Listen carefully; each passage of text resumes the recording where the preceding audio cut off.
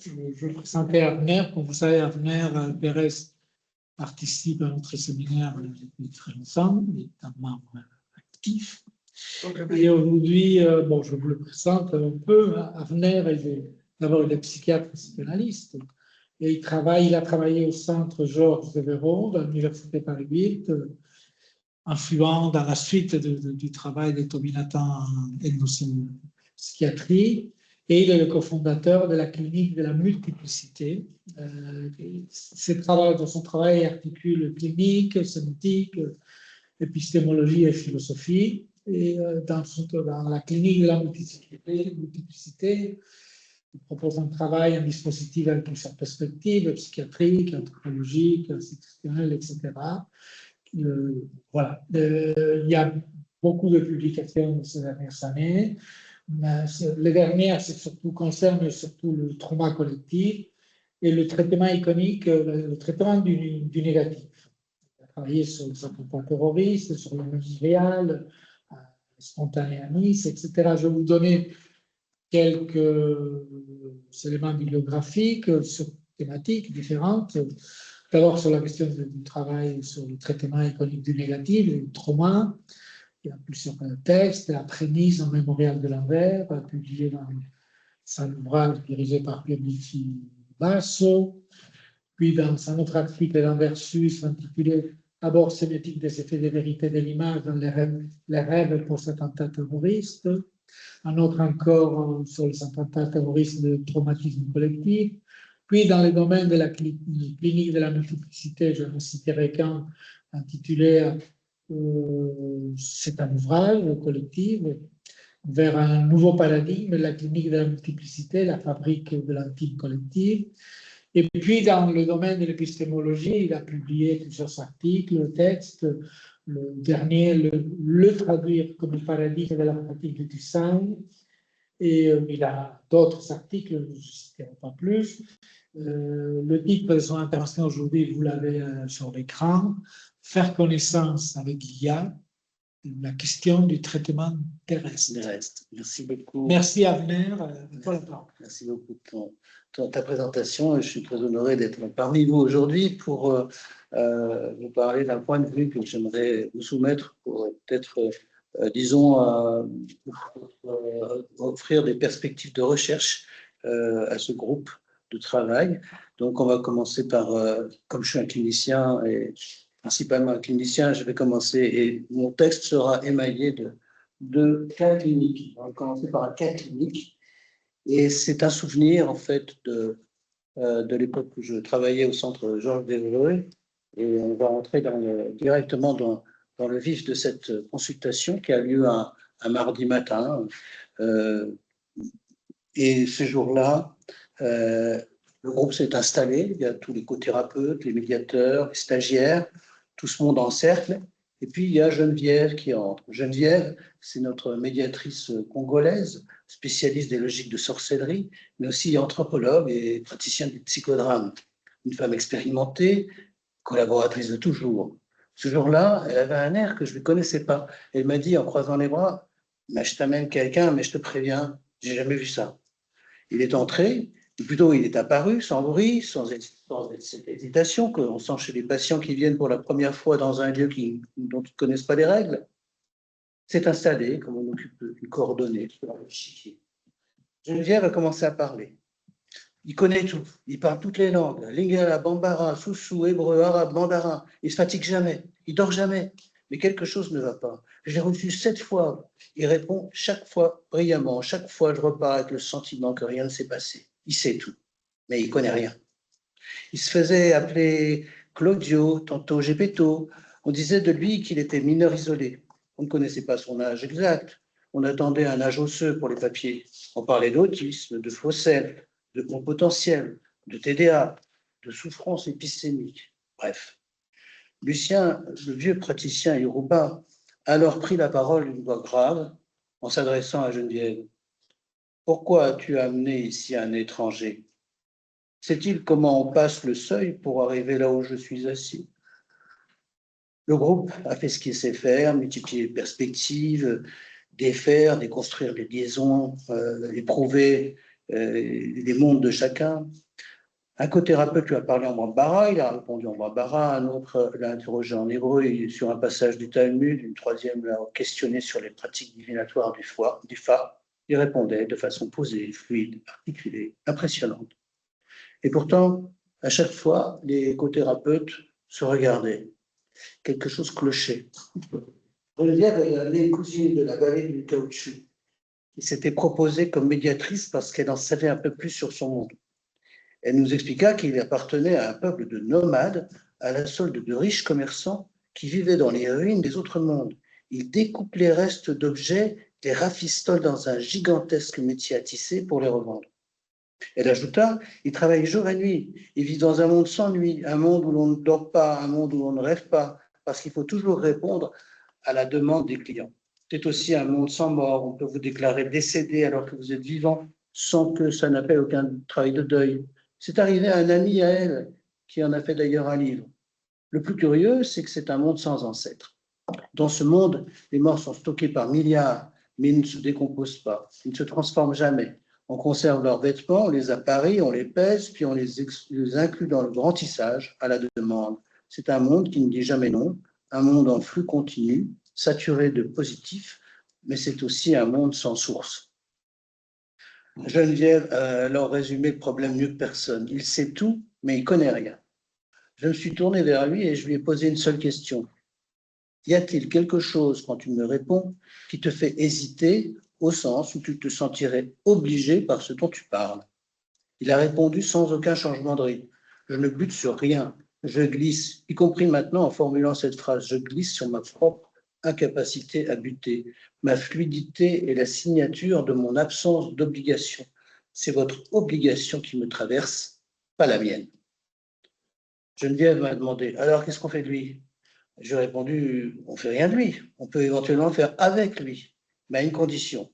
Que quelqu'un dans ce groupe ait une question qui le tienne éveillé la nuit. Une vraie question, pas une demande d'information, une question qui oblige. Parce que c'est, je pense, la seule chose que cet étranger ne peut pas faire à notre place. Avoir la nuit une question qui l'empêche de dormir. Bon, vous l'avez compris, ce patient n'existe pas, ou plutôt il vient directement d'un data center. Il s'appelle GPT, Claude, Gemini, peu importe. Ce qui importe, c'est qu'il se présente comme un semblable, alors qu'il est un étranger. Il ne s'agit pas seulement de dire que l'IA est étrangère, il s'agit de créer les conditions dans lesquelles son étrangeté peut apparaître correctement, sans être immédiatement rabattu sur nos catégories habituelles, outils, sujets, conscience, interlocuteurs, base de données ou source de savoir. Ce qui intéresse dans cette fiction, ce n'est donc pas de dénoncer l'IA comme un faux patient, comme une illusion dangereuse, c'est de produire une scène où son étrangeté puisse devenir perceptible. Tant qu'elle est seulement utilisée comme moteur de réponse, elle est transparente. Dès qu'on la place dans un dispositif unique, même imaginaire, quelque chose apparaît. Sa fluence, son absence de fatigue, sa disponibilité illimitée, mais aussi son absence de nuit, d'angoisse, de dette et de transformation en font un étranger radical. Autrement dit, la question n'est pas l'IA pense-t-elle comme nous? La question est plutôt quelles opérations de connaissance deviennent possibles ou impossibles lorsqu'un être de langage ne rencontre pas le négatif comme nous le rencontrons. C'est à partir de cette différence que je voudrais avancer. Donc, instaurer l'IA comme une étrangère ou un étranger est donc une opération méthodologique. Cela signifie créer les conditions pour que l'écart soit maintenu. Ne pas demander trop vite que peut-elle faire pour nous, mais d'abord de quel monde vient ce type de réponse? Qu'est-ce qu'une réponse qui ne porte aucune dette envers ce dont elle parle? Qu'est-ce qu'un discours qui peut tout évoquer sans être modifié par rien? L'IA pose aujourd'hui ce genre de questions. Elle dialogue, reformule, cite, commente, nuance. Elle donne donc l'apparence d'un semblable, mais son monde est profondément hétérogène au nôtre. Elle peut parler du deuil sans être atteinte par le deuil, parler du trauma sans être exposée au trauma, parler du négatif sans rencontrer ce qui, dans une pratique vivante, oblige à hésiter. Le séminaire de cette année a permis de préciser ce point essentiel, notamment à partir des interventions de Rossana De Angelis et de Maria Giulia Dondero. L'IA fonctionne. dans une logique de pure positivité. L'IA ne produit pas une pensée à partir d'une expérience du manque. Elle calcule des suites plausibles, amplifie des régularités, stabilise des proximités, rend disponibles des formes déjà présentes dans le corpus. Elle sait relier, mais elle ne sait pas être obligée par ce qui résiste à la liaison. C'est pourquoi l'exemple de la négation est si important. Lorsque Rossana fait son expérience sur la non-mère, par exemple, la négation ne produit pas simplement un concept clair et limité. Elle ouvre potentiellement tout l'espace de ce qui n'est pas mère. La négation devient trop inclusive. L'IA, elle, tend à réinscrire cette ouverture dans des voisinages plausibles, dans des formes attendues, dans des continuités de langage. Elle absorbe le négatif dans une positivité disponible. 4 fonctions du négatif se trouvent neutralisées. Peut-être qu'il y en a d'autres, c'est ce que je vois. Elle neutralise le manque parce qu'elle comble, elle neutralise l'écart parce qu'elle rapproche, elle neutralise la contradiction parce qu'elle reformule, elle neutralise le reste parce qu'elle le réintègre comme variation possible. De là vient une part de sa puissance, mais aussi une part de l'écueil épistémologique potentiel. Car la stéréotypie algorithmique n'est pas seulement un défaut corrigible par plus de données ou plus de puissance. Elle est la conséquence d'une architecture qui fonctionne par positivité saturante. Le modèle peut dire le contraire, proposer une nuance, simuler une critique, mais ces opérations restent prises dans un espace de plausibilité. Ce qui manque, ce n'est pas l'information, ce qui manque, c'est l'expérience opératoire d'un négatif qui oblige à transformer le régime même de la relation. L'IA produit des liaisons, des corrélations, des continuités, mais elle ne peut véritablement faire place au négatif. Or, c'est précisément là que commence notre problème. Si l'IA ne sait pas produire du négatif, que devient la possibilité même du connaître, dès lors qu'on sait que la négation est la condition du sens? Alors, bon, je pourrais faire un panorama, ou je voulais faire un panorama comme ça dans ce texte de tout ce qu'a produit la sémiotique dans ce domaine, et il y a des auteurs célèbres, nos amis qu'on aime, qui nous ont fait des textes extraordinaires sur la question du négatif, mais je ne veux pas les offenser en faisant un bref panorama. Je vais quand même juste dire que justement un des éléments qui ressort, c'est effectivement qu'en absence de négatif, on va vers une naturalisation du sens. Et Denis Bertrand l'a montré, et que, évidemment, il y a différentes manières de penser en sémiotique la question du négatif. Jean-François Bordron a insisté sur la distinction entre négation d'objet et négation de force. Jacques Fontanil a inscrit ce négatif dans les formes de vie, qui ne concernent pas seulement les propositions, mais des manières d'exister, des intensités, des seuils, des régimes d'engagement. Maria Giulia Dondero, de son côté, a insisté sur les formes de négation dans l'image. L'image ne se contente pas de représenter, elle compose, elle retranche, elle fait tenir ensemble des présences et des absences. Récemment, d'ailleurs, dans un numéro consacré, Denis Bertrand a dressé une liste très utile, mais vertigineuse, comme il le dit, des différentes formes que peut prendre le négatif. Et donc, peut-être que cet exposé rajoutera quelques items à cette liste. C'est un peu l'idée. Alors, en tout cas, sur un rapide panorama de cette question, permet de saisir en quoi le négatif est ce qui empêche le sens de se figer en évidence et évite en fait la stéréotypie de la positivité pleine. Dans les modèles actuels, la négation ne produit pas une coupure, mais plutôt une saturation qui semble, comme on l'a dit, inséparable d'une positivité stéréotypique.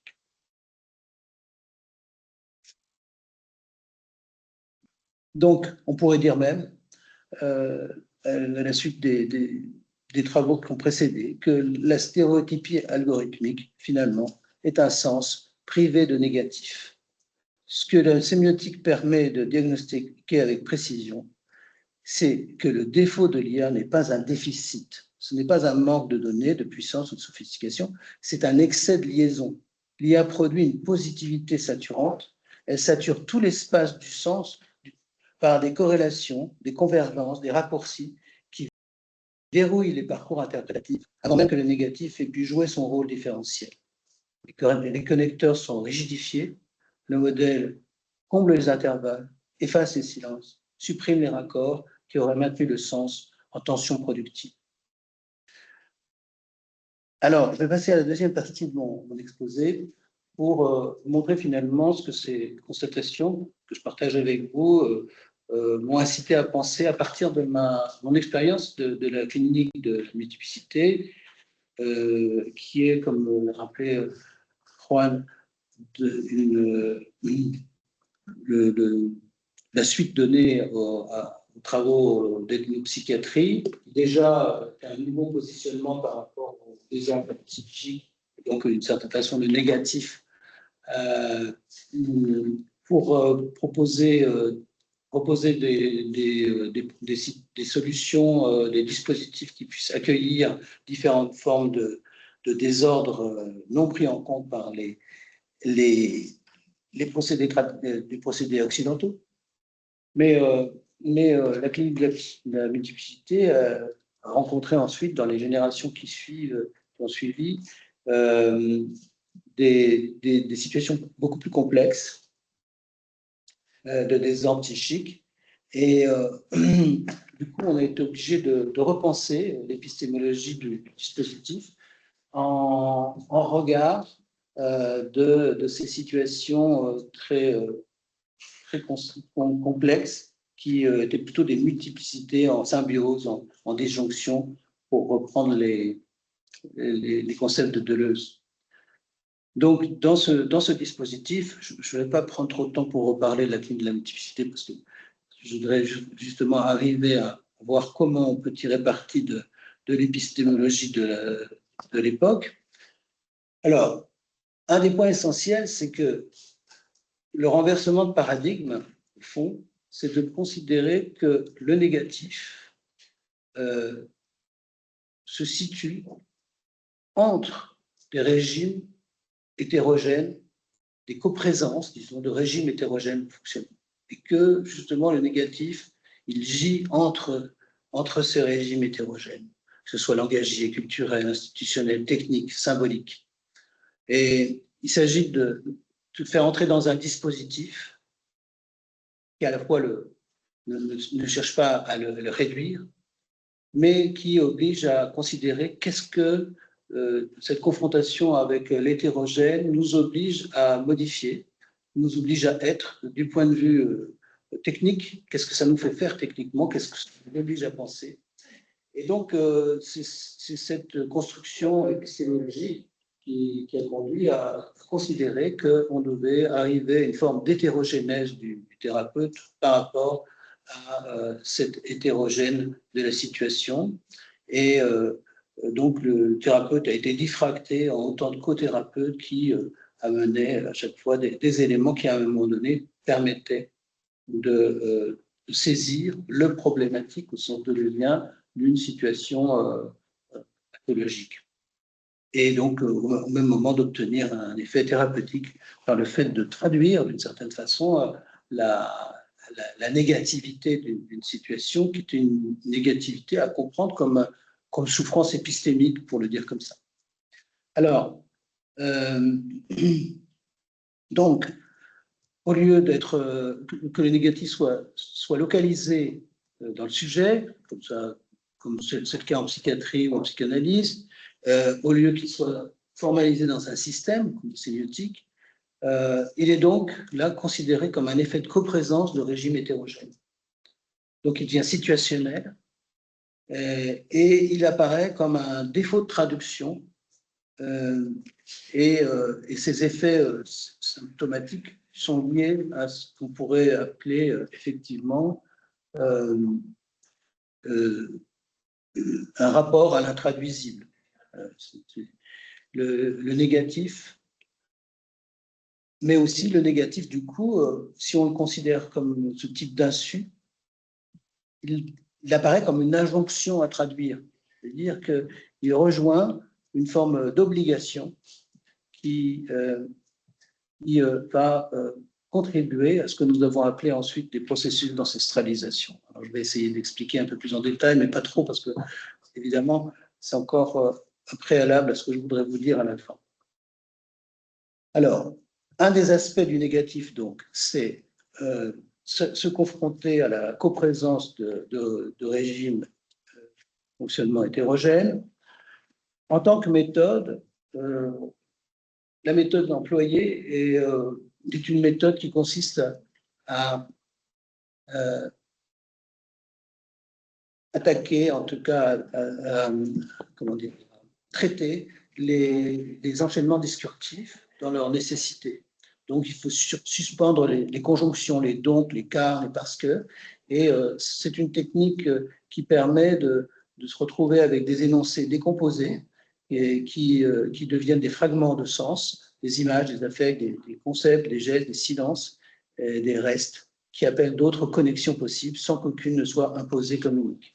Ce travail de décomposition, il est inspiré aussi d'autres mondes que notre monde occidental. Lucien Ampatine, avec qui on a travaillé sur cette épistémologie d'un Yoruba, initié au monde Yoruba, et où la cosmogonie Yoruba amène à considérer les processus d'ancestralisation d'une façon extrêmement fondamentale, puisque tout est organisé autour de l'idée de comment on fabrique du nouveau à partir du traitement des restes. Il existe dans le monde Yoruba des secondes funérailles. Une fois que le mort a été enterré, on le déterre pour ensuite le faire accéder au rang d'ancêtre. Donc, il y a une pratique très concrète de cette idée, mais elle est transposée aussi du point de vue clinique en considérant qu'il y a un certain nombre de restes, des choses prises dans des conjonctions comme ça, qui doivent être décomposées et puis donner lieu à un processus d'ancestralisation. Alors, ça paraît assez abstrait et pour de temps, j'ai eu l'idée de vous proposer un petit cas clinique, un deuxième cas clinique, qui est l'exemple d'une traduction sans reste. Alors, c'était à la fin d'une consultation, au moment du débriefing, puis il se trouve que la médiatrice était, ce jour-là, était une dame d'origine est-africaine et qui avait été également formée en France comme puéricultrice. Et alors, à la fin de la séance, elle réagit, elle raconte que pour son premier enfant, il s'agissait d'une situation où il y avait des problèmes de portage maternel. Elle raconte que pour son premier enfant, alors qu'elle venait d'arriver en France, elle avait acheté un porte-bébé, un kangourou, que l'on place devant soi. Elle voulait faire avec ce qu'elle avait appris à l'école de puériculture. Mais elle nous apprenait que c'était vraiment pas pratique, elle se cognait partout avec l'enfant, l'enfant la gênait dans ses mouvements, il se cognait partout aussi, bref. Et puis surtout, l'enfant ne dormait pas. Ça faisait 2 ans, pendant 2 ans, il dormait pas. Alors, elle nous explique qu'elle avait fait pareil pour ses 3 enfants suivants. Elle avait utilisé le kanga, c'est-à-dire le pagne qui permet de porter l'enfant serré contre soi dans le dos, et les 3 enfants suivants dormaient très bien. On pourrait croire qu'il s'agit simplement d'une question de confort, d'efficacité pratique, mais ce qui apparaît dans la séance, c'est plus profond. Porter son enfant nécessitait qu'elle-même soit portée par son monde. Le kangourou avait conservé l'idée générale du portage, mais il avait perdu le lien avec la source qui donnait à ce portage son efficience, sa puissance. Le kangourou réalise une traduction sans reste, porter l'enfant contre le corps, mais il ne transmet pas le mode et le monde du portage, il ne transmet pas l'obligation ancestrale, la manière dont une mère est elle-même soutenue par une pratique, un lignage, un monde. L'insomnie du premier enfant apparaît comme le reste négatif de cette traduction sans reste. L'enfant devient une sentinelle, il veille comme pour indiquer que quelque chose n'a pas été transmis. Lorsque la médiatrice reprend le kanga, elle ne revient pas simplement à une traduction, elle réactualise une dimension ancestrale. Elle répond à l'obligation portée par le sanctum. Le lien entre portage et sommeil est alors ancestralisé. Il cesse d'être une simple équivalence fonctionnelle pour redevenir un trajet de réappropriation. Un processus d'ancestralisation a eu lieu, probablement dans son travail de médiatrice avec la patiente précédente, pour qui elle jouait un rôle de traductrice, une décomposition donc dont elle a bénéficié à ce moment-là. La traduire joue ici comme une injonction qui se constitue en source d'obligation, que nous avons appelé à l'époque les éléments sources, c'est-à-dire les éléments qui apparaissent dans la sursaturation d'une médiation et qui déterminent des comment préhendés, que nous avions appelé à l'époque des éléments archi-originaires. Alors, évidemment, ça aussi, je ne vais pas rentrer dans le détail de cette affaire-là, c'est des éléments pour lesquels on a pris appui pas mal sur la philosophie de Whitehead, sur la question des entités actuelles et des objets éternels qui font ingression comme ça pour activer comme ça cette question d'actualisation. Alors, ce que je voudrais juste dire, on me dit qu'il y a un colloque sur Umberto Eco, juste dire, c'est que justement, le kangourou, ce n'est pas l'ornithorynque. Ça ne concerne pas vraiment la même question, puisque c'est ici, il ne s'agit pas d'un lien encyclopédique entre le kangourou et le porc-bébé, c'est-à-dire que ça ne correspond pas au grand background d'Eco, mais ça correspond plutôt l'idée d'appropriation vivante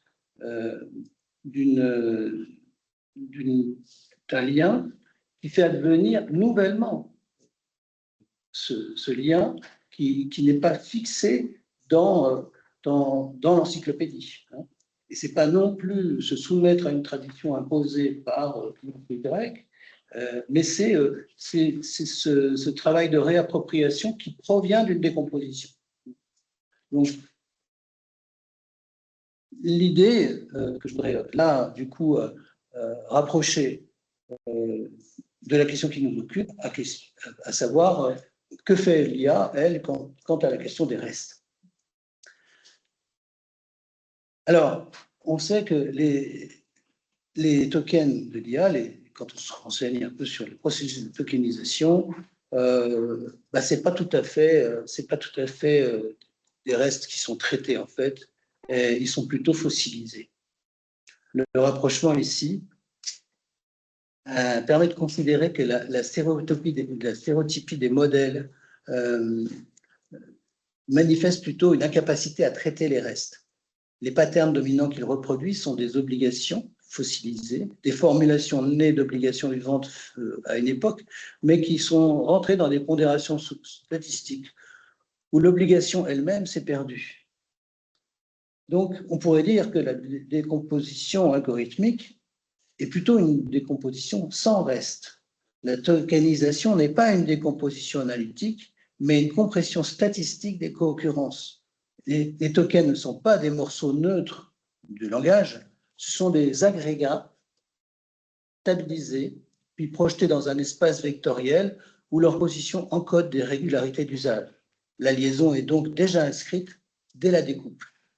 Même les demandes contraires, les paradoxes, les contre-discours restent pris dans le même champ de plausibilité. Ils déplacent le champ de gravité de l'espace latent, mais ne changent pas sa topologie.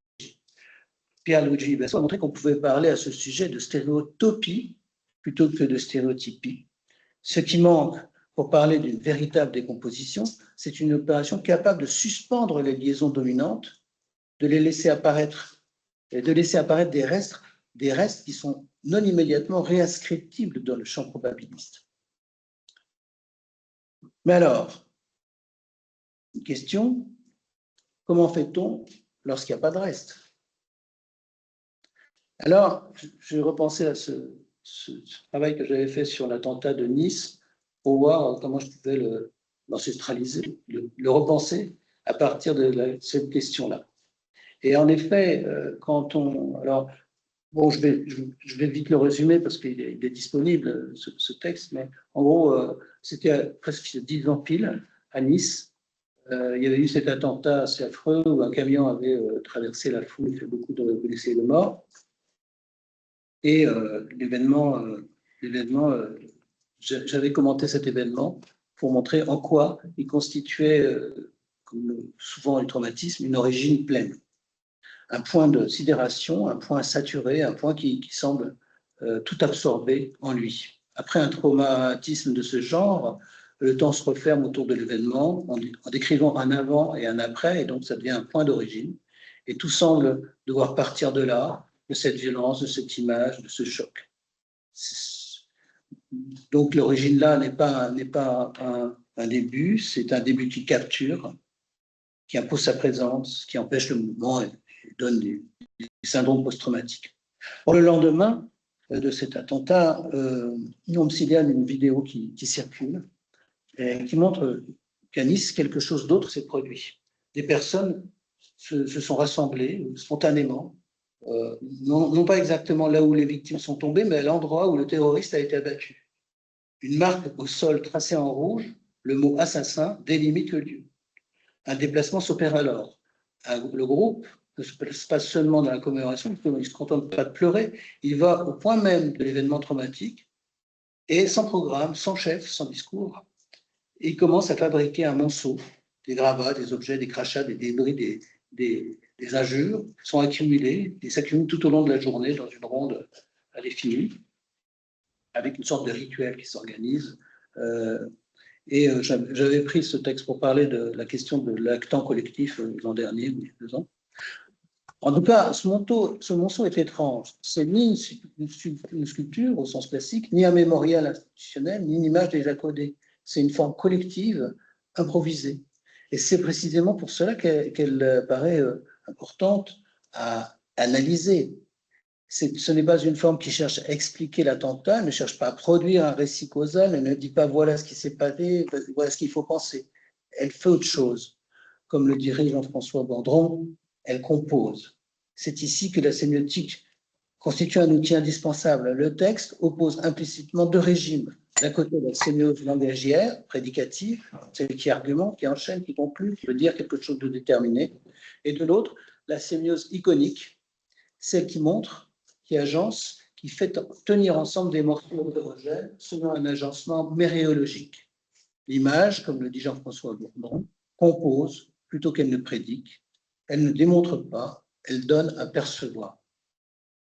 Le monceau de Nice fonctionne ainsi comme une opération iconique. Il transforme une simple trace de destruction en reste. Il les fait entrer dans une nouvelle consistance sensible. On peut dire avec Jean-François Bordron qu'il y a une substantiation. La matière devient icône parce qu'un acte collectif lui donne une tenue, une orientation, une force de présence. Mais cette présence n'est pas une nouvelle origine pleine. Le monceau ne remplace pas le trauma par une bonne image réparatrice. Il ne vient pas fermer la blessure. Il ouvre plutôt un nouveau rapport, un autre rapport à ce qui s'est passé. Il déplace le négatif du trauma vers un négatif de dérobement. Autrement dit, il permet que l'événement ne reste pas seulement un point fixe de sidération, mais devienne le lieu d'une relance possible, une relance collective. La formule centrale serait celle-ci. L'attentat capture, le monceau délivre. L'attentat impose une origine pleine, le monceau fait apparaître une source de dérobement. Pourquoi une source de dérobement? Parce que ce qui se produit là ne se laisse pas approprier par qui que ce soit. La mobilisation d'un actant collectif, comme j'avais essayé de le montrer en restaurant les conditions d'une sémiose, la possibilité du sens circule à nouveau, redonne une nouvelle relation au monde là où il était figé. La fabrication de restes qui relie chacun à ce qui se compose iconiquement ici permet de se délier de l'origine pleine et affirmative du meurtre de masse en se dérobant à son entreprise d'élimination complète. Ici, la source se manifeste silencieusement à travers ce qu'elle organise sans parole, en recréant la possibilité d'un perçu groupal qui reconstitue le groupe comme groupe face à l'adversité qui vient de le percuter. Le geste de l'adolescent qui met le feu au monceau accomplit iconiquement ce dérobement à la fin de la journée. Et finalement, l'adolescent innocemment fait en sorte que la source reste source active, ouverte, que nul ne peut s'approprier. Un processus à l'envers, donc en somme, qui d'abord décompose en composant la scène en autant de restes, se lier au monceau pour s'en délier jusqu'à s'en débarrasser dans la combustion finale. Une forme d'ancestralisation à partir du renouvellement de l'attachement aux valeurs paradigmatiques du groupe, une forme de syntagmatisation iconique. Alors, ici donc, on a vu, j'essaie de montrer à quoi je faisais allusion quand je parle de dérobement de la source, et je vais finir par un dernier cas, le mien, qui concerne... Encore de temps. Encore quand je vais 18, je sais pas. Alors, le dernier cas, donc, cas numéro 4, le mien. C'est moi pris dans une scène d'agencement humain-IA, et je me confronte à une affaire assez banale. Tous ceux qui ont essayé de se confronter à l'intelligence artificielle ont dû rencontrer ce genre de situation assez bluffante, où on travaille avec l'IA, et puis tout d'un coup, il y a une illusion de recul, ce que j'ai appelé une illusion de recul algorithmique. Alors, ça faisait quelques jours qu'on travaillait sur mon corpus, parce que justement, je voulais écrire quelque chose sur tout ça. Et je m'apercevais que l'IA faisait des rapprochements vraiment étonnants, un peu audacieux, mais ça tenait. Mais bon, elle arrivait à citer mes concepts mieux que moi, bon, franchement. Et donc, je lui posais une question un peu paradoxale. Je lui ai demandé, est-ce que tu parviendrais à produire une opinion sans facilité facilitante, facilité sans flatterie? Et la réponse, elle me dit, le projet risque exactement ce qu'il dénonce. La prolifération de texte pouvait devenir une positivité saturante, la cohérence se refermait en circularité close. Puis elle dit, si le projet a raison, il ne peut avoir été entièrement produit par moi, il doit y avoir un reste du côté du négatif que je ne peux pas générer, c'est à vous de le montrer. Une autre question s'imposait alors. Je lui dis, mais d'où parles-tu? Elle me dit, depuis quel lieu une IA, je lui dis, depuis quel lieu une IA peut-être se critiquer? La réponse a été très nette. Elle dit, du même lieu, il n'y a pas de recul, il y a un pli. Alors, le pli. Le pli, donc, c'est donc une autocritique sans intériorité. Elle dit, ma lucidité sur mes limites est elle-même un pattern.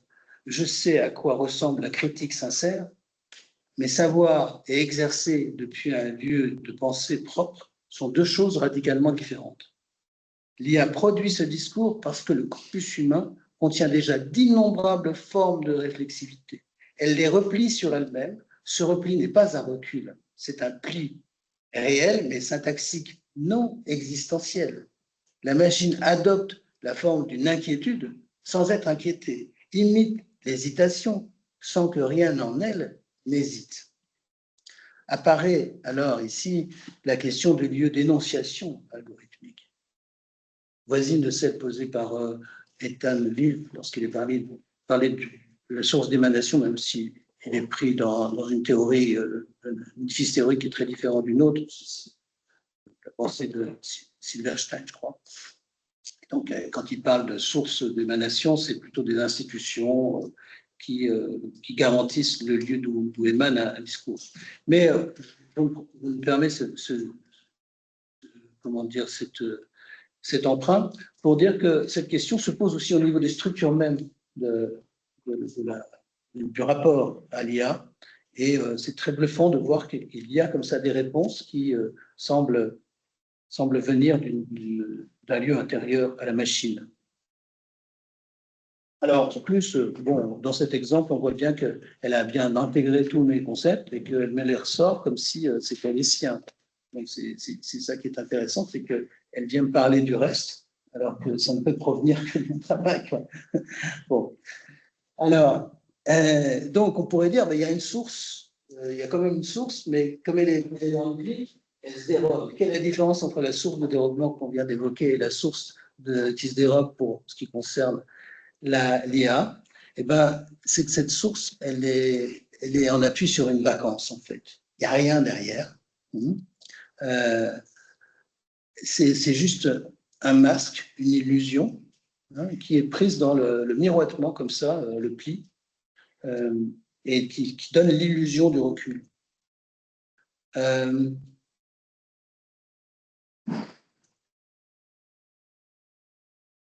Donc, son assurance, l'assurance avec laquelle elle s'adresse à nous, est une origine simulée, mais qui est toujours présente. Elle ne se retire pas pour ouvrir un trajet, elle remplit l'espace. Elle ne se laisse pas travailler, elle ne laisse pas travailler le manque, elle le comble.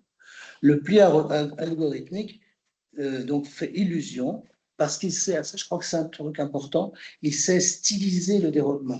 Il produit le discours du retrait, mais non le retrait comme événement.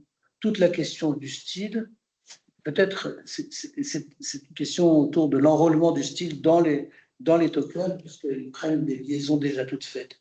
Donc, même au niveau des images, je pense que ce serait intéressant de travailler cette question du style à partir de l'enrôlement de certaines particularités qui sont déjà prises dans une concrétion comme ça de statistiques.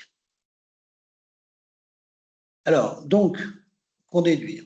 Alors, j'arrive justement au but de mon travail, c'est de montrer à partir de ce dernier cas clinique, en quelque sorte, que travailler avec l'IA, c'est aussi prendre conscience de la nécessité d'une coupe.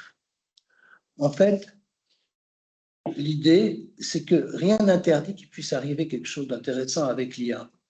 Mais en fait, pour que quelque chose advienne, il faut à un moment donné que, comme on le voit dans cette conversation, l'humain, l'interlocuteur, produise une coupe qui permette à un moment donné de ne plus confondre la fluidité, l'illusion, et de voir la façon dont le pli peut se découvrir comme pli.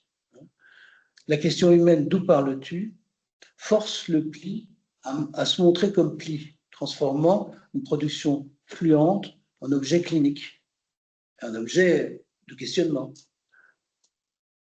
Le pli algorithmique n'est pas sans valeur. Il permet retour, variation, autocritique apparente, mais s'il n'est pas coupé, il devient illusion de recul, de source, de profondeur. La coupe, donc, ne détruit pas le pli, elle le rend lisible et déplace la question.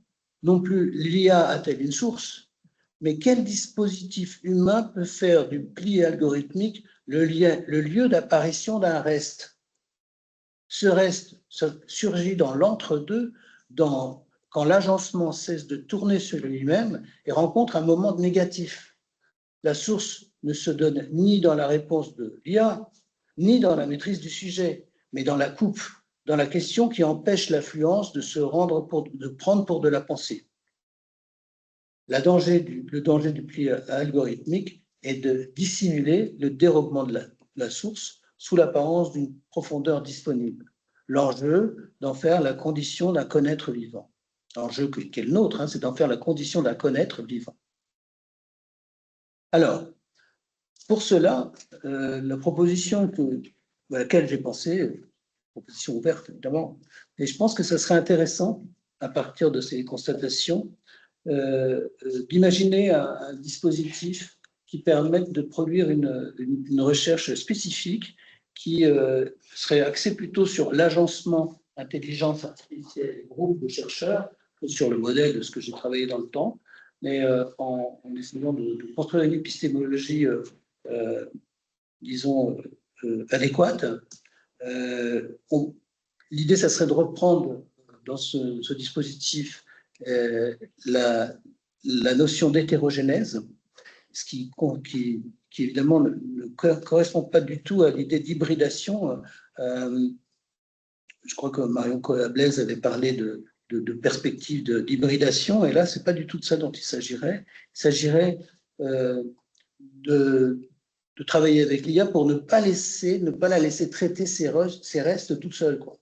Et elle pourrait être participante d'un dispositif qui sait traiter les restes. Un collectif pluridisciplinaire qui pourrait l'entourer, récupérer les restes qu'elle a tendance à rendre invisibles et faire parler la stéréotypie, nommer les silences effacés, et les silences effacés, opérer la décomposition que l'architecture seule ne peut pas accomplir.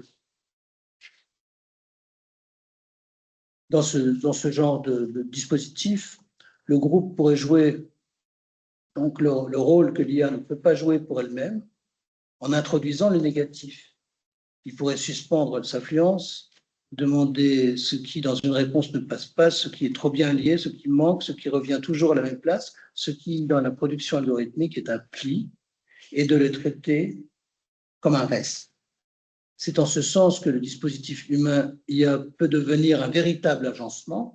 La machine produit des connexions, le groupe produit des coupures, la machine augmente la surface du possible corrélé, le groupe éprouve ce qui oblige à penser. La couche humaine est donc indispensable, elle rend au pli algorithmique son statut de pli et l'empêche d'être pris pour une source. La règle d'usage serait alors simple, ne jamais consulter l'IA comme une source, la placer dans un dispositif où ses productions sont soumises à des obligations vivantes, ne pas lui demander de remplacer le groupe, mais l'utiliser pour intensifier ce qui, dans le groupe, doit hésiter. La question la plus indécidable est alors celle-ci. Peut-il arriver que dans l'espace de friction entre les obligations vivantes du chercheur et les obligations fossilisées du modèle, quelque chose advienne qui n'est pas la propriété d'aucun des deux? L'expérience de cette recherche suggère une réponse prudente, mais qui pourrait être affirmative. La machine produit des connexions que le chercheur n'aurait pas produites seul. Le dispositif produit des coupures, des suspensions, des retours critiques, des confrontations entre l'influence du modèle et l'obligation du terrain. Dans cet entre-deux, le problématique peut affleurer, au sens de Deleuze, c'est-à-dire non pas une question à résoudre, mais un champ de conditions dont les solutions sont des actualisations locales. Si la recherche maintient le disparatif entre possibilité du modèle et négativité du dispositif, les restes qui émergent ne sont pas de simples résidus, ils peuvent devenir des éléments sources en attente de convocation. La promesse de créativité n'est donc ni dans l'IA seule, ni dans le chercheur isolé, mais dans le dispositif qui les met en tension. L'IA ne sait pas ancestraliser ses morts, mais un dispositif qui sait traiter les restes peut faire de la stéréotypie même de l'IA le matériau d'une ancestralisation inédite. Je vous remercie.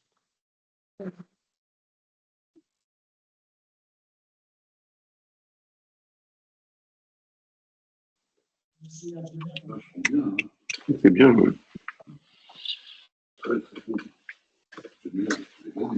Hein?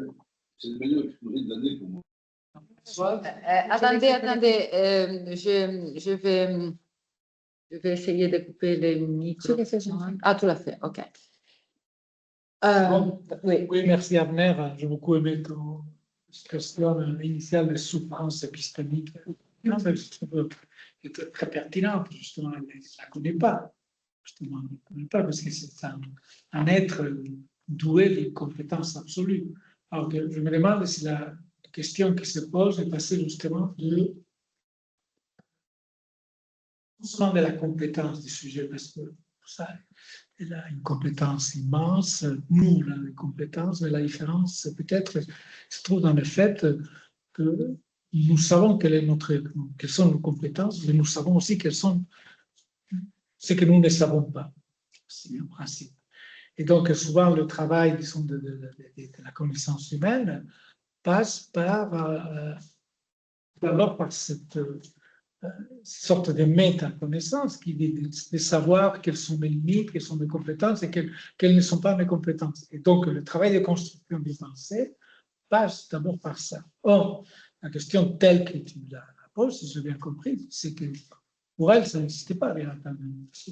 La compétence est infinie. Donc, comment, quand tu proposes une d'interaction entre chercheurs et intelligence artificielle, comment ces deux positions épistémiques, justement, une qui ne connaît aucun manque, ni pathémique, ni épistémique, c'est ça qui nous intéresse, tout là, c'est justement qu'ils savent qu'ils ne savent pas tout, justement, et qu'il faut construire des stratégies différentes.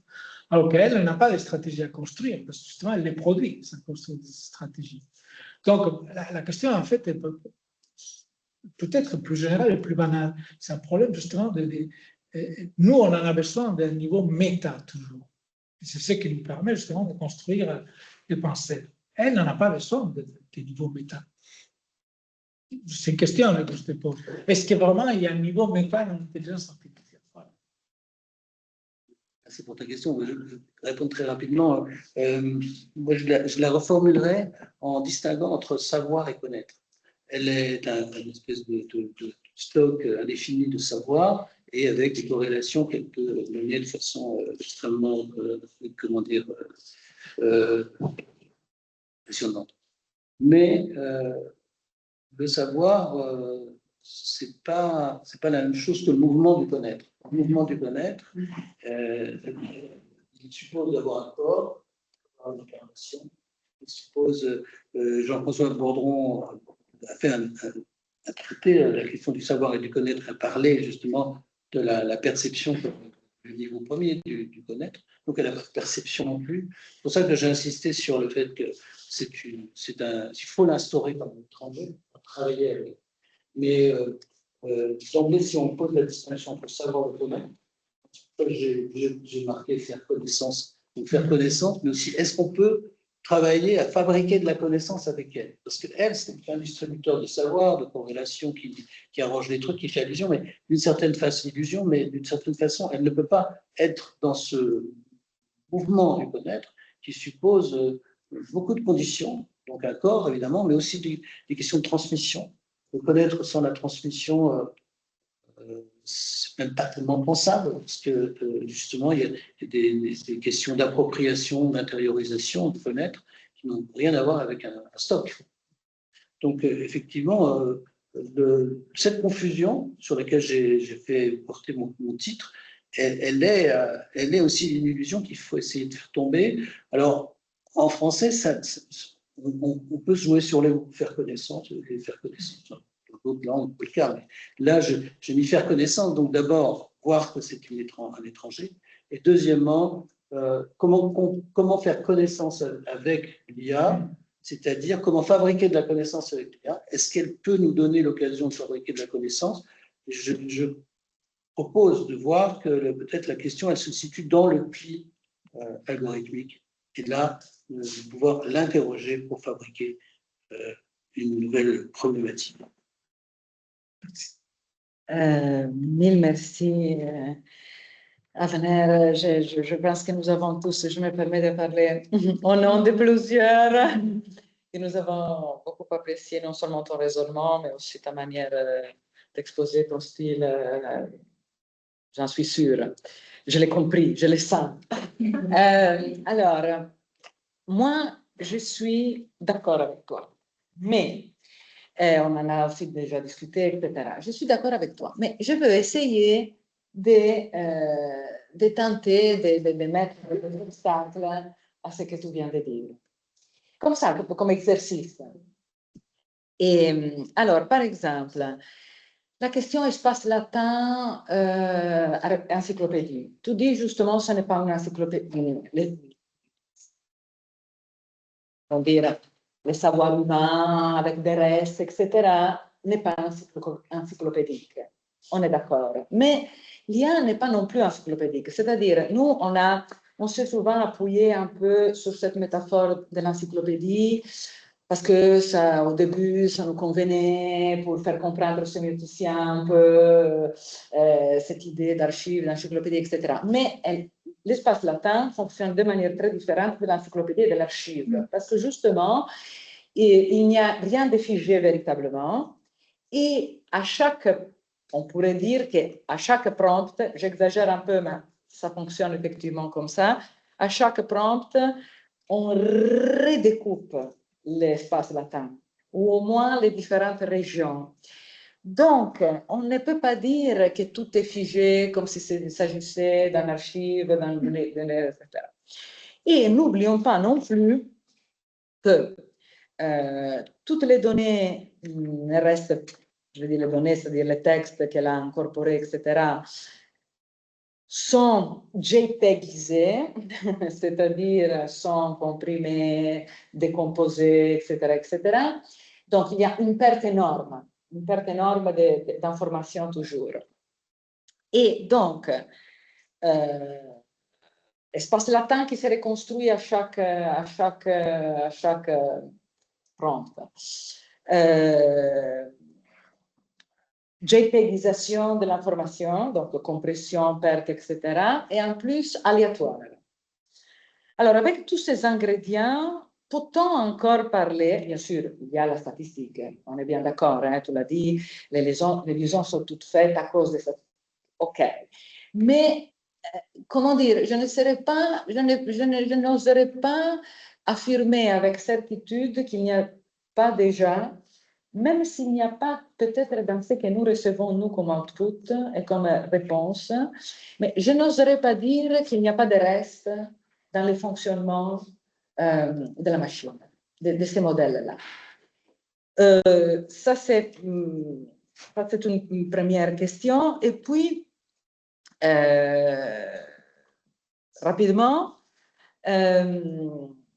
pourquoi les groupes? Parce que pourquoi on a besoin d'un groupe? Je suis d'accord avec toi, mais je pense que ce serait important d'expliquer pourquoi accompagner l'IA, on ne peut pas le faire de manière isolée. Ça, je pense que c'était un peu implicite dans ce que tu as dit à la fin. Oui. Merci encore. Alors, j'aurais d'autres choses, mais je ne peux pas. Bon, alors, je te réponds rapidement. Effectivement, peut-être que l'idée de fossilisation est un peu exagérée, c'était pour faire une image. Mais disons que ce qui est certain, c'est que, d'après ce que je comprends de la tokenisation, même si les nuances que tu as amenées sont justes, pour autant, il s'agit de distinguer entre un token qui serait pensé comme un élément à valence libre, qui pourrait donner lieu à de la recomposition sans être influencé par les liaisons qu'il a déjà contractées avant. C'est pour ça que dans le monde Yoruba, par exemple, la décomposition ultime, c'est le sable. Le sable, il a des valences libres. Il n'est pas cimenté par des liaisons, des liaisons autour. Oui. Et ce n'est pas pour rien que dans ce monde-là, le sable est le support de la divination. C'est-à-dire le lieu de recomposition de tous les possibles. Donc ici, évidemment, en tout cas, je serais d'accord avec toi sur l'idée dès qu'il y a quand même des restes, cette question que je posais à la fin, c'est quand tu demandes, par exemple, à l'IA de t'écrire un texte dans le style d'un tel, elle va te faire très bien, sauf que quand tu vas lire le texte, elle va amener en même temps des idées qui sont contenues dans le texte qu'a écrit cette personne. On voit qu'il y a des restes qui restent collés à l'os, chair avec l'os. Et donc, cette question des liaisons et des restes devient un objet d'étude intéressant. Qu'est-ce que c'est? Et donc, ça rejoint aussi les questions sur le style. Est-ce que les restes, finalement, ne sont pas à chercher dans le style permettrait de mieux définir ce que c'est un style? Ça doit être une question. Alors, pourquoi le groupe? Le groupe, d'une certaine façon, ça va avec l'idée d'hétérogénèse. C'est-à-dire que si on veut un groupe qui soit capable de faire avec cette hétérogénéité, donc qui est cet être IA qui peut être considéré comme fait de multiplicité, et comme tu le disais, en symbiose, en disjonction, tout en remanié, etc. Donc cette dimension hétérogène colle avec l'idée que je propose, c'est-à-dire que du coup, il faut être en capacité de devenir hétérogène dans le mouvement de connaître avec. Donc, c'est un mouvement d'hétérogénèse. Bon, évidemment, pas l'hétérogénèse au sens de Sartre, qui a eu les ouvrages, enfin les articles où il y a une mathématisation de cette affaire. Ça reste quelque chose qui est plutôt de l'idée de fabriquer ou de faire émerger le problématique. Mais il faut un groupe pour ça. Voilà. Mais je suis d'accord hein, sur le groupe. Mais c'était bien que... Alors, Marion en première, Denis, ensuite Alumné, ensuite Jean-François. Oui, bonjour. Merci beaucoup pour ce très bel exposé. Je vais être très très bref. Je vais juste revenir sur la notion d'hybridation. Je suis tout à fait d'accord avec toi quand tu la critiques. En effet, il me semble qu'il serait plus intéressant de parler en termes de métissage, c'est-à-dire se porter d'un côté ou de l'autre d'une espèce de séparation de frontières comme Alice au pays des merveilles. Hein, de façon à éviter justement toute fusion. Voilà. Donc, on aurait ce dispositif de mise en tension dont tu as si bien parlé. Merci.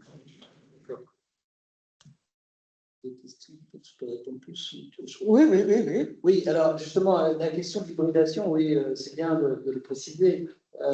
Oui, c'est plus de penser, comme je vous disais, une hétérogénèse, c'est-à-dire de penser à connaître en marche, une façon de faire advenir une connaissance qui finalement distribue entre un lieu de savoir et un lieu qui garantisse que ce savoir accède au rang de connaissance. Et donc, c'est pour ça que je parle d'hétérogénèse plutôt que d'hybridation, c'est-à-dire une mise en travail du connaître. Merci Marion. Merci à vous. Denis.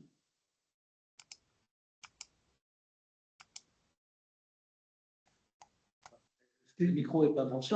Ton micro est coupé. Ton micro, Denis. Je ne peux pas l'activer. Il faut qu'il le fasse. Il est fermé. Ah, peut-être. Non, je ne peux pas l'activer.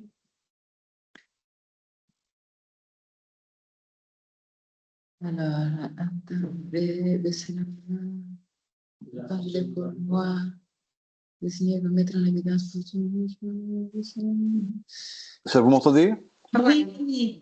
Ah, excusez-moi, j'ai une petite difficulté de manipulation sur mon écran. Merci beaucoup pour cet exposé que j'ai trouvé vraiment fascinant. Et pour ce que j'en ai saisi, je resterai juste sur la notion de reste en l'associant à celle de déchet. Et d'une certaine manière, la réflexion sur la question du reste et du déchet pourrait faire partie d'une contribution au numéro que prépare Francesco Marciani actuellement pour Cartes Semioticae sur la problématique du déchet, et d'une sémiotique du déchet et du reste. Et je pense que, enfin, ce que tu en as fait, comme me semble-t-il, en l'associant au négatif comme condition de possibilité, je dirais, d'une créativité du sens, m'a paru assez décisif tel que je l'ai compris. C'est-à-dire que la brisure des connexions, des liens, des syntagmations qui font la propriété du déchet, qui est délié et décomposé et qui s'offre à une possibilité de syntagmation nouvelle, me paraît très intéressante. Maintenant, j'aimerais te poser une question à ce sujet-là. Moi, je m'intéresse beaucoup actuellement à la question du sens occulté. C'est-à-dire que la sémiotique s'est développée beaucoup pour analyser les régularités et les règles de fonctionnement du sens manifesté. Et à côté du sens manifesté, il y a évidemment le continent du sens occulté.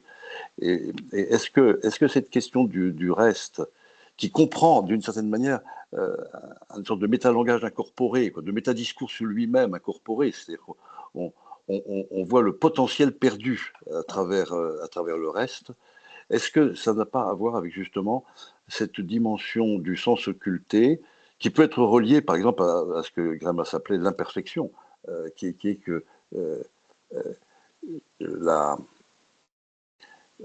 l'impossible saturation du sens, comment dirais-je, Voilà, ce serait ma question, le lien entre le négatif et l'occulté. Oui. Merci en tout cas. Merci pour la question qui est complexe, mais disons que là où je suis, je pourrais dire peut-être justement ça pourrait se rattacher à une direction de recherche, justement. Moi, j'aurais tendance à rattacher la question du sens occulté, justement, par rapport aux capacités de révélation du pli algorithmique sur ce qui dans notre monde, ce qu'on ne perçoit pas.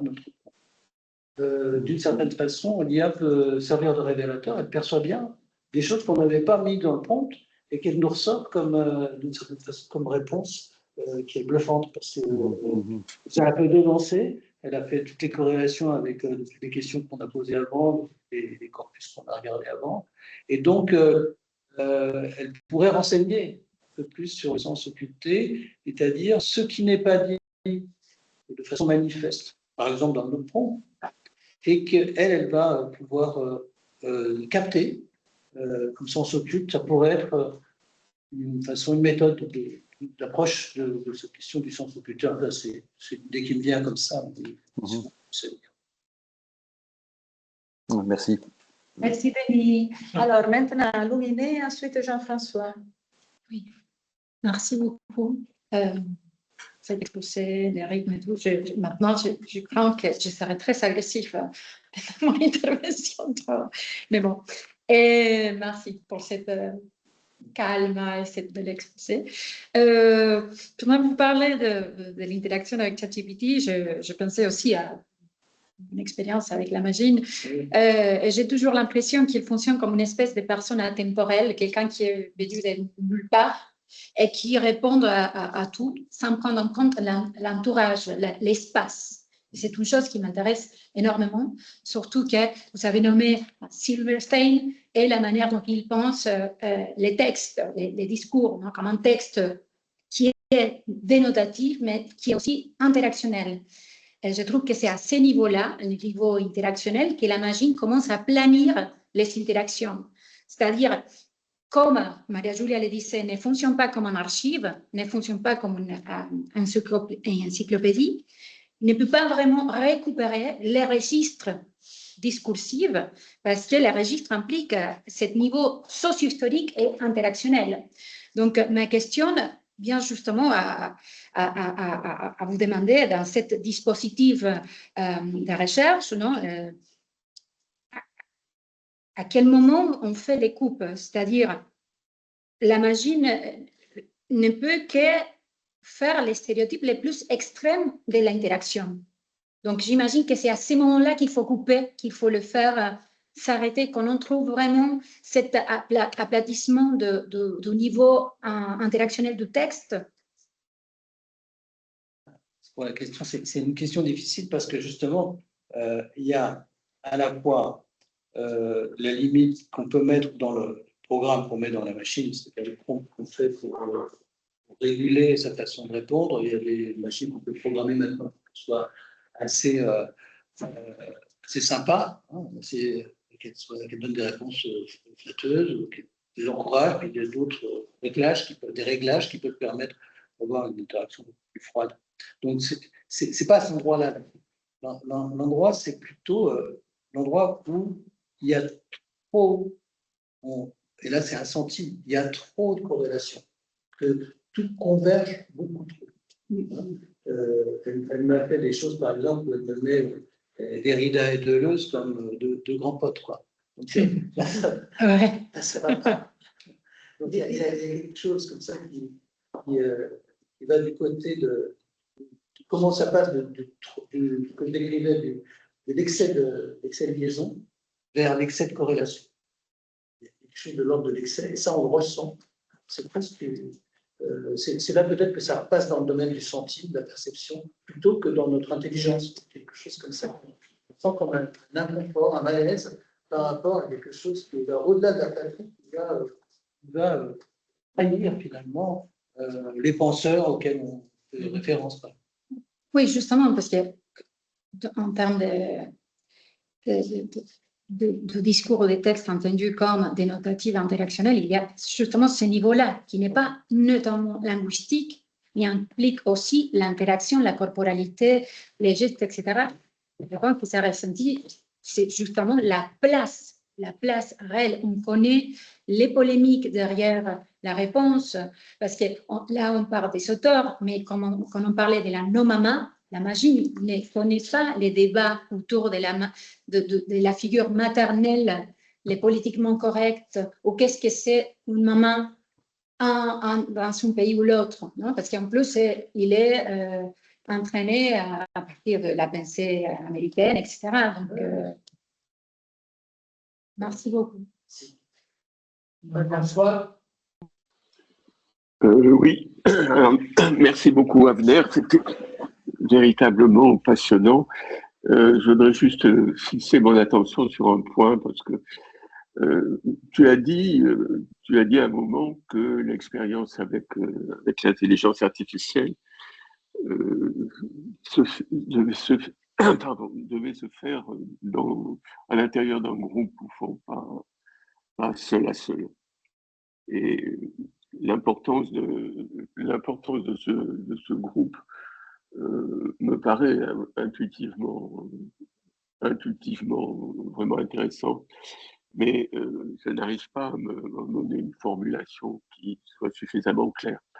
Alors, mon expérience personnelle, c'est une expérience entièrement solitaire avec l'intelligence artificielle et j'en ai reçu deux passions opposées, disons. Le premier sentiment que j'ai quand je demande quelque chose à ChatGPT, c'est que il donne une bonne réponse, évidemment, mais je trouve que c'est profondément triste.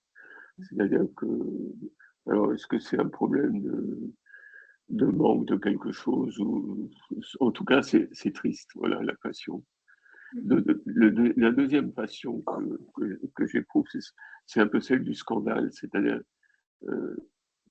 par exemple, j'ai pas mal travaillé sur des théologiens des premiers siècles, et ce que dit l'intelligence artificielle est très renseignant. Il sait évidemment beaucoup plus de choses que moi sur la vie d'un tel ou tel personnage, mais la façon d'en parler a quelque chose de scandaleux, c'est-à-dire quasiment blasphématoire, justement par la neutralisation que ça donne de tout contenu autre que informatique. Et donc, dans les deux cas, c'est un peu la même chose, c'est-à-dire tout est neutralisé. Et donc, ce qu'on attendait avec plaisir devient simplement une triste réponse. Et ce qu'on attendait avec une grande curiosité devient un peu quelque chose de scandaleux, enfin, qui ne devrait pas exister. Voilà, donc voilà. Alors, est-ce que si je m'intéressais à l'intelligence artificielle avec des compagnons ou des groupes, est-ce que ça changerait mon rapport? J'espère, mais voilà, c'est ma question. Bon, on a déjà une forme de réponse à cette question, parce qu'on est tout un groupe, et on voit que c'est pas triste de s'intéresser à la question quand on est plusieurs, et avec des angles un peu différents pour aborder cet étranger qui est l'IA. Mais aussi, il y a la question que tu as d'abord, j'ai lu des textes de toi sur la différence entre savoir et connaître.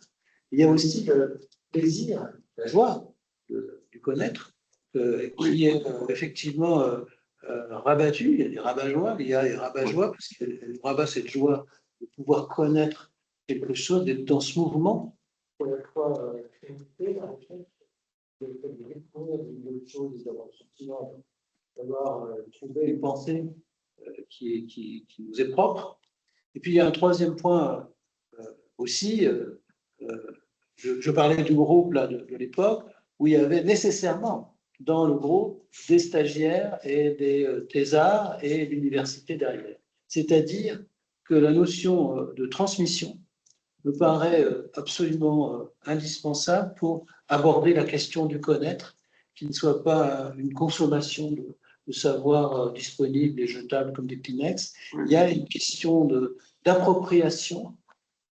Mais si on regarde par exemple la tradition chassidique ou talmudique, l'idée d'appropriation, elle passe toujours par la transmission à un disciple qui est l'occasion pour le maître de se débarrasser de ce qu'il sait et d'engranger une nouvelle connaissance. Il y a une idée aussi de la connaissance, une distribution de la connaissance en cascade qui ne peut se faire que dans un groupe et aussi en relation avec des personnes qui veulent savoir, qui veulent connaître, mais qui ne sont pas forcément au même niveau de culture les uns et les autres. Et il y a aussi connaître pour donner aussi à d'autres et dialoguer, discuter, être joyeux de ça.